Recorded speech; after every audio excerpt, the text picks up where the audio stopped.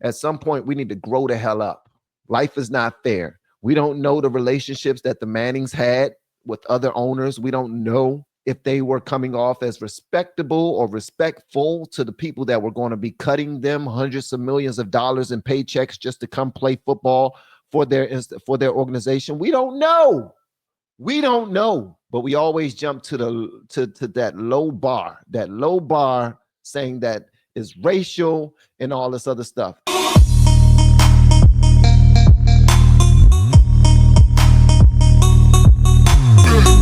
Okay, you got the football evaluation. Then you got his dad and what Dion brings to the table as an active father, as an active black father in his black son's life. And we all know what that is, whether we want to, admit it or not. But it's not only that; it's the way Shedeur dresses, it's the way he talks, and it's his culture. In my opinion, you see him at the draft last night. He's wearing all black. He got the ill chain on, and he talks like a rapper. And I keep hearing, oh, he's entitled. He feels entitled. I don't know. It's like entitled. So like these white boys that came before him don't feel entitled. Eli Manning, Archie Manning, when they said he don't want to play for San Diego, don't draft me. That's not entitlement, but that was acceptable. That was okay for him to do that. I just take it personal, and maybe I shouldn't, but I take it personal when I see someone like Shedeur Sanders, because he talk a certain way and because he wears gold chains and his pops is Dion and he don't want to submit to y'all white, he's gonna slip in the draft. And my response to that is, shut up, please, man. I get tired of thinking persons or thinking peoples giving individuals a pass simply because of their race. I get tired of people taking the lazy way out and not considering everything. Let's consider the whole pie before we just go directly into the NFL is not picking him because he talks like a rapper. Don't nobody give a damn about that. The NFL is not picking him because he want to do things his own way, or the NFL are biased because they let the Mannings do whatever they want to do, but they won't let the Sanders do whatever they want to do. At some point, we need to grow the hell up. Life is not fair. We don't know the relationships that the Mannings had with other owners. We don't know if they were coming off as respectable or respectful to the people that were going to be cutting them hundreds of millions of dollars in paychecks just to come play football for their organization. We don't know. But we always jump to that low bar saying that is racial and all this other stuff. This brother right here, he's a basketball player. His name is Steven Jackson. I want y'all to hear what he has to say about it as well. This is the same undertone that everybody is adopting. Everybody is adopting the same excuse as to why Shedeur Sanders was not picked up earlier. And I need for us to discuss this before we move forward, because this is really important. A lot of people say, why are we always talking about race? Why are we always talking? I'm tired of talking about race. The reason why racism exists is because we keep talking about it. No, that's BS. That's BS. The reason why racism exists is because people always choose to go down that path to excuse their ignorance, to excuse somebody else's stupid behavior, because they don't feel like thinking objectively. They don't feel like thinking critically. They don't feel like being critical thinkers. They don't feel like considering other things that could be the reasons why we're dealing with whatever situation we're dealing with. People just jump directly into it's racist. America racist. What about slavery? What about 1619? All that other stuff, bro. Like, at the end of the day, we're crying wolf. So check this out, man. This is Steven Jackson, and this is what a lot of people are saying. They're speaking up for a lot of people when they say this. What up, world? That's another situation. They hate to see confident. When you black and you confident, you know where you come from, you know who you are, you know what you can do. And you don't need nobody to pat you on the back to give you the confidence. They hate it. They hate it. Even our own people. Our own people be ready to kick us when we down. Shannon going through a little something, and I don't know what's going on. But look how many of y'all happy to see Shannon go through something. I'm praying for all my brothers out here, man, because we all got a wave to catch. It's enough for all of us out here. But it's not surprising to see how many of us can't wait to see one of us go through something. And every man has a wave to catch. It's enough for all of us out here, bro. Every last one of us. Don't try to kick somebody when they're going through something, man. Every man has a wave to catch. You just got to wait on God. Facts. Okay. Well, he ran out of stuff to say. Everybody got a wave to catch. Everybody want to kick somebody when they're down. Everybody, it's not about people wanting to kick somebody when they're down. It's sometimes we want to hold each other accountable, man. We want to hold each other accountable just to let you know that there's better ways to do business. If you want to be hired by a company, you don't tell them to kiss your ass. If you want to be hired by a company, you don't tell them that things are going to be my way or the highway.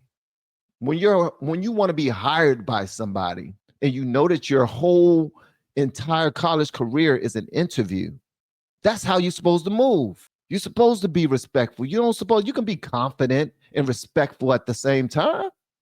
You don't have to bend over and take it in the ass because you're showing that you're less of a man. No, it don't work that way. You can still be upstanding, respectable, respectful, and you don't have to be arrogant.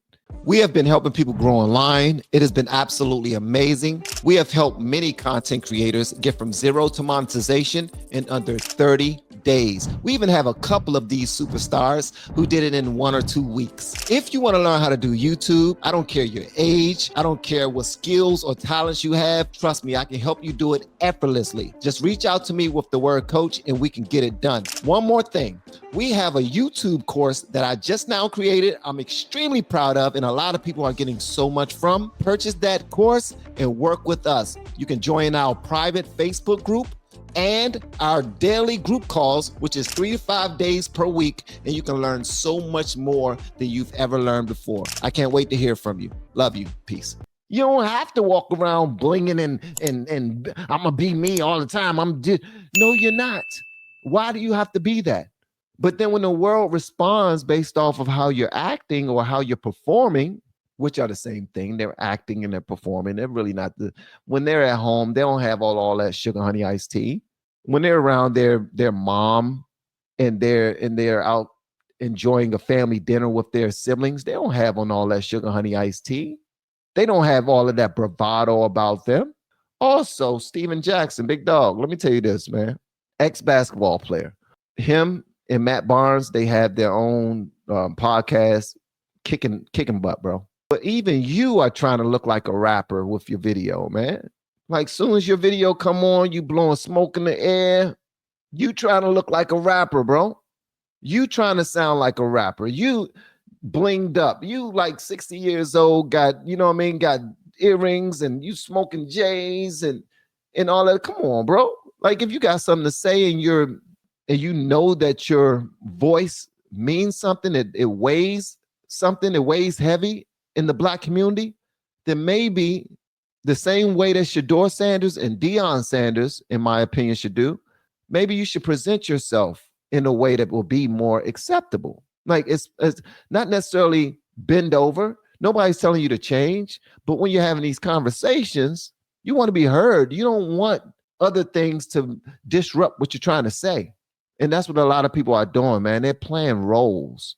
And I don't like that. And I know I say Shedeur is good. I say Shedeur is good, especially in comparison to these other players. But at the end of the day, he is not that player where he can make all of these demands. He's not that guy. One day he could be. And I love the fact that he's just as driven as his dad.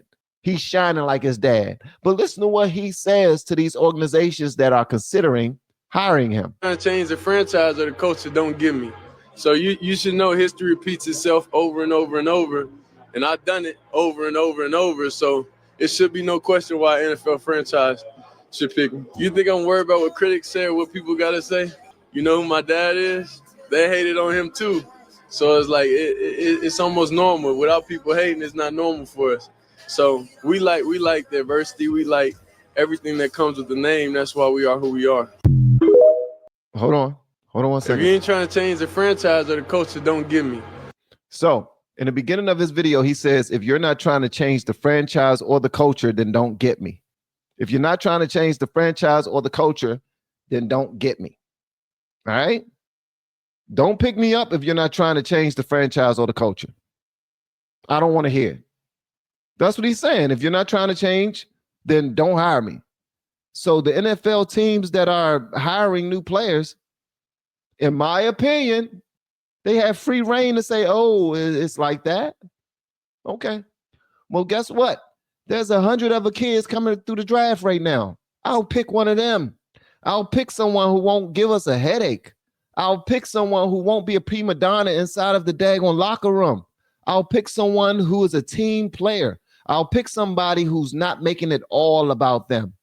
I'll pick someone that we won't have to pay out of our ass up front and then end up paying later because we decide to bring you into our organization. He said history repeat itself. What does that mean? If you're not trying to change the franchise or the culture, don't hire me. Okay. So again, how is this racist? So check out this lady right here. She's a conservative Black woman, and she decided to speak on this. I want to show y'all this, man. I thought this was absolutely dope. Her name is Sage Steele. Do you guys know who Sage Steele is? Please let me know in the comments if you know who Sage Steele is. So Shedeur Sanders fell in the NFL draft because of racism. I should have known that somebody would pull the race card, and I think it's just a pathetic take. That's just my opinion, though. Here are some numbers, some facts. If you care about facts and the truth right now, that might interest you. I did some homework. It's not that hard, you guys. Last season, 15 of the 32 NFL starting quarterbacks were Black. That's about half, right? That's racist. How about the top 15 NFL players as far as money, payment, what they're making, salary? Dak Prescott, the highest paid player at $60 million a year. That's racist. And of the top 15 paid players, 9 are Black or biracial. 9 of the 15, making a combined $448 million a year. This weekend, I know you kept track how many Black players were taken in the first round. 26, guys. 26 of 32 in the first round were Black. That's over 80%. You know, it's always the same cast of characters who cry racism and try to divide. So I guess we should not be surprised, but it's pathetic and it's lazy, and it only takes away from those times when racism truly does exist. The boy who cried wolf, stop doing this. You know, the speculation is going to continue. We'll hear more and more from scouts, et cetera, as far as why it took till pick 144 for Shedeur's name to be called. But please just stop with the race baiting. They will not stop with the race baiting because it's too fun. It's too lucrative. We all know that the majority of players who have the biggest contracts in the NFL are Black. We all know that the top picks that came out of the draft this year were Black. But for some strange reason, as soon as one youngin, one person do not get their way, we do what we do all the time. We start crying racism. It's racist. People were going as far as to say that it was a public bucking. Do you guys know what a bucking is? And I'm not talking about training a wild horse. I'm not talking about training a wild horse. I'm talking about slavery days where they would take the biggest and blackest man of all of the new slaves, and they would effeminize him and embarrass him and belittle him and berate him and scare other people by doing the most heinous things to him in front of everybody publicly so that they can know that they run things and this person does not. This is what people are saying the NFL was doing to Shedeur Sanders. But I definitely don't see it as racist at all. And I do see that this could be a potential play on everybody. And I think that the Sanders were probably involved. They were probably in it the entire time. That's just what I think.